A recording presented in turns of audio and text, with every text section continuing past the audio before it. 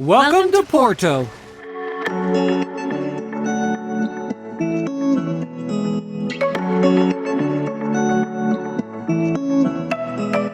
We spent 48 hours in Porto, enjoying Portugal's second largest city. From the colorful waterfront buildings of Ribeira to the port wine cellars of Gaia, these are the best things to do in Porto in 2 days. We're on our way to Porto and we're on the train here, and it only costs €3.25. It's efficient, it's easy, and relaxing. I just got off the train and we are here at São Central Railway Station, and it is often touted as one of the most beautiful train stations in all of Europe. It's located in the historic center of Porto, and it's definitely one of the most popular places to visit in the city, thanks to its 20,000 tiles representing moments in Portuguese history. It's very crowded though, and it's full of tourists. If you want to see it free from crowds, make sure to go early in the morning or later at night, because in the day, this is what you usually get. Tours, tours, and more tours. So we arrived in Porto, and this is great. We booked the hotel downtown in the old city, and they got us in early. We thought we wouldn't be able to check in till 3, so awesome. And I'm pretty happy with this room. It's 156 Canadian a night, which is awesome. That includes all taxes. So I think it's a steal, and the staff is awesome. So I might look for more hotels as I travel around Portugal. It even has built-in colors, like different colors that you can do for the lighting to set the mood. Oh, there's our toilet. This is fantastic. One of the busiest places in Porto is Bolhão. This market is located in the center of town. It's very historic, and it is full of shops and eateries and boutiques. So definitely come on down. It's a covered market in a historic building surrounded. It has a great view from above and the shops below. Okay, one of the concepts of this market is you're allowed to have a drink while you shop. I think it's a really smart idea, because the more you have to drink, the more you want to buy. I think so. This is a Porto and tonic. We are in Porto, which is the birthplace of port. So naturally, you have to have it here. And Dave got himself a gin and tonic. Cheers. Cheers, everyone.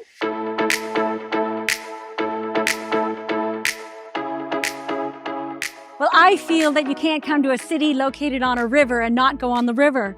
So we got on an old pirate ship here. It includes a river tour of all the bridges and a port tasting, all for €15 each. So I think it's a pretty good deal. The beauty about this boat is you can either go really high up on the top, or you can go and sit down below. We're going to sit for now. The Six Bridges cruise is one of the most popular cruises in Porto. Tours leave from both sides of the Douro River and last for just under an hour. The cruise takes you along the river to see the 6 bridges that cross from either side. The 6 bridges range from historic bridges built in the 1800s to the modern Freixo Bridge inaugurated in 1995. The most striking and photographed bridge in Porto is the beautiful Dom Louis I Bridge, built by a disciple of Gustave Eiffel. You'll also pass under the Maria Pia Bridge, designed by Eiffel himself, and the modern bridges of Ponte do Infante and the Arabida Bridge, which was the world's largest reinforced concrete arch at the time of its construction in 1963. This is a fantastic way to see the city on a cruise that takes you from one end to the other. That was great.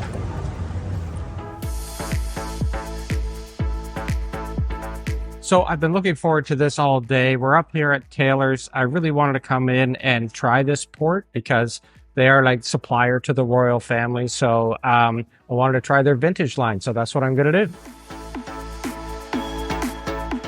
And if you want to do a tasting like this up in Taylor's, it costs €52 for this particular flight, but they range anywhere from €37 all the way up to €90, depending on what you're drinking. You can also grab yourself some beautiful Iberico ham here, as well as some chocolate truffles. I think the ham was €12 and these were €4. So I'm tasting them in the order that she set out for me. I think the first here is a 2005. So I'm going to give this a try. Oh, wow. It's really strong on the nose. I love it.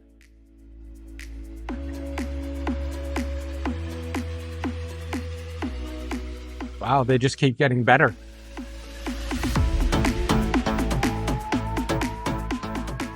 Well, we bought the 2003, and I can't believe that the one I chose is the one that went into space. I didn't realize that until we bought it. They said in 2022, this went to space. Some Texas billionaire brought it up with them. So I don't know how I feel about that, but I did enjoy it. And I guess if a billionaire liked it, it must be good.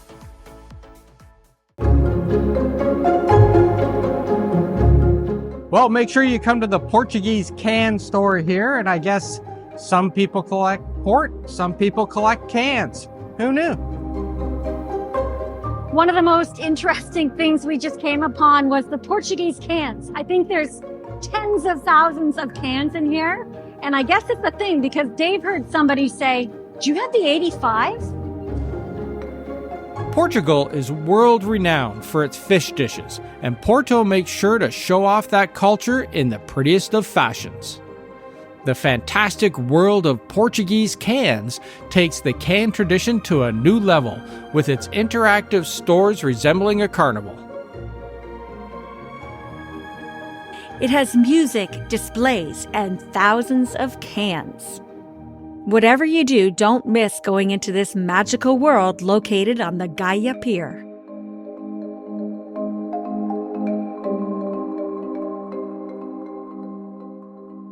Staying with the fish tradition, there's another carnival-like store down the street. The Bacalhau Pastel House sells Portugal's famous codfish cakes in the most beautiful of settings. Go inside and listen to the pipe organ player as you browse its books, enjoy a glass of port wine, and take the carnival-like atmosphere in while enjoying this Portuguese favorite. Well, if you are wondering what this huge lineup is for, it is for a bookstore here in Porto. This is the bookstore that J.K. Rowling modeled Hogwarts after, and Harry Potter fans line up for hours to see this. You have to book your timed ticket well in advance. It's so busy, they have beer and entertainment. So if you are a fan, you may want to see this. It is actually only a rumor that this inspired Hogwarts, but I can understand why once you see its winding staircases.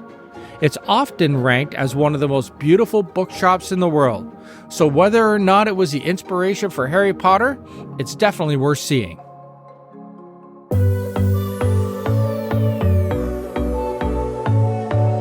One of the things you must do when you come to Porto is walk across the Pont Louis Bridge, Pont Louis the First Bridge here. It's a must at sunset to head over to the park. Dom Louis I Bridge is Porto's most photographed bridge linking Porto with Gaia. Standing 45 meters high, that's 147 feet, it offers outstanding views of the cities and the Douro River. It's a double-decker steel bridge that spans 385 meters or 1,300 feet. You can cross high or low. The higher portion shares the bridge with the public transit, while the lower bridge is for pedestrian and vehicle traffic. Make sure to walk across for sunset because over in Gaia, you get the best views. One of the best places to hang out at sunset is Gaia. There's a hill, the grassy hill where everybody watches sunset, or you can go to the Teleferica bar, or you can just walk on all of the many platforms to see it. After the sun goes down, it really comes alive. So come on over, cross the river, and hang out here. Make sure you walk up to the monument here in Gaia. It has amazing views. It's so high. When you think about it, the bridge is 45 meters high and we are overlooking it. So we are way above the river.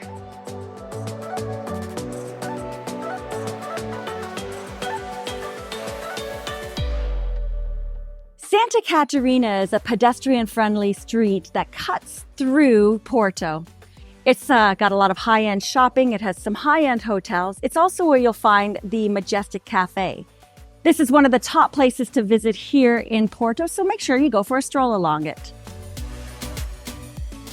No trip to Porto would be complete without going to Cafe Majestic. It is often voted the most beautiful cafe in the world, and I can understand why.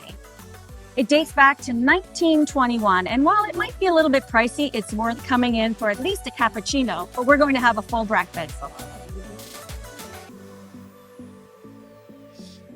Ready for breakfast? I know I am. So the Majestic Cafe here is a great place to come if you want to grab a cappuccino. The food, I would say probably not worth the price, but to grab a €6.50 cappuccino to enjoy the atmosphere, I'd do it. Porto is really well known for the blue tiles around the city, and many of the churches have these ornate fronts made of tile. Very beautiful to see. Even if you are not religious, the churches in Porto are worth seeing for their intricate blue tiles. There is a cost to go inside the churches, but they are quite ornate, so you can decide if it is worth it for you to fork out the €4 or €5. Some of the churches that really showcase the tiles are the Church of Saint Ildefonso, Church of San Antonio dos Congregados, and the Porto Cathedral, which sits high on a hill and has some fantastic views of the city. We're walking along Quai de Ribeira. It's the waterfront promenade here in Porto, and it's quite pleasant down here. There's a breeze, you can catch the boats. Absolutely beautiful. While this is quite picturesque, there are plenty of places to dine. You can catch a boat tour, you can walk across the river, you can get a taxi across the river. River cruises are going through. It's the place to be. And there's some shopping and markets along here as well. The colorful buildings are beautiful, though. Well, there's another waterfront promenade on the other side of the Douro River in Gaia, and it's much quieter. They also do boat tours from here. You can walk across the bridge from here. You can do some shopping. Dave, hi. Dave doesn't know he's on camera. What do you think, Dave? I like it over here better because it's a lot quieter, and in the afternoon you're in the shade.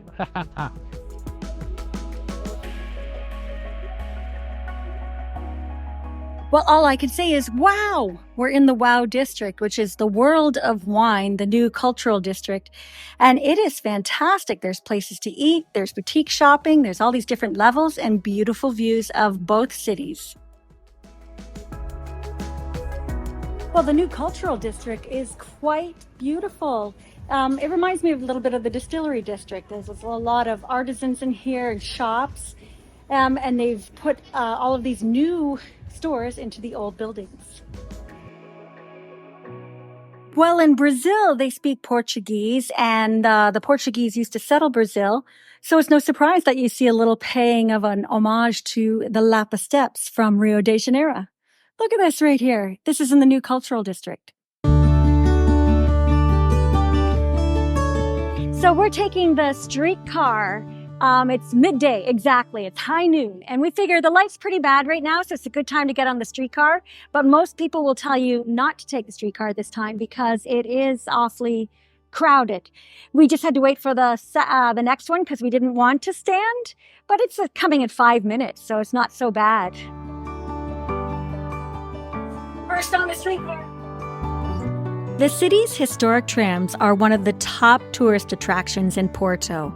We took tram line 1, which took us along the Douro River out to the Foz district. The trams date back to 1872 and take you back in time to a bygone era with polished wood interiors, brass rails, and clanging controls. So my verdict of the tram is I don't think it's worth it. €14 for here and back. It's loud, you don't see a lot. If you have time, it's a nice scenic route, but if you're only there for 2 days, I recommend skipping it or just taking it for a stop or two. The Cafeteria Bolhão has been here since 1896, and it is really a popular spot. It's known for its Pastel De Nata, and the lineup proves it. It is busy in here. So you gotta love it here. You got brie with black truffles.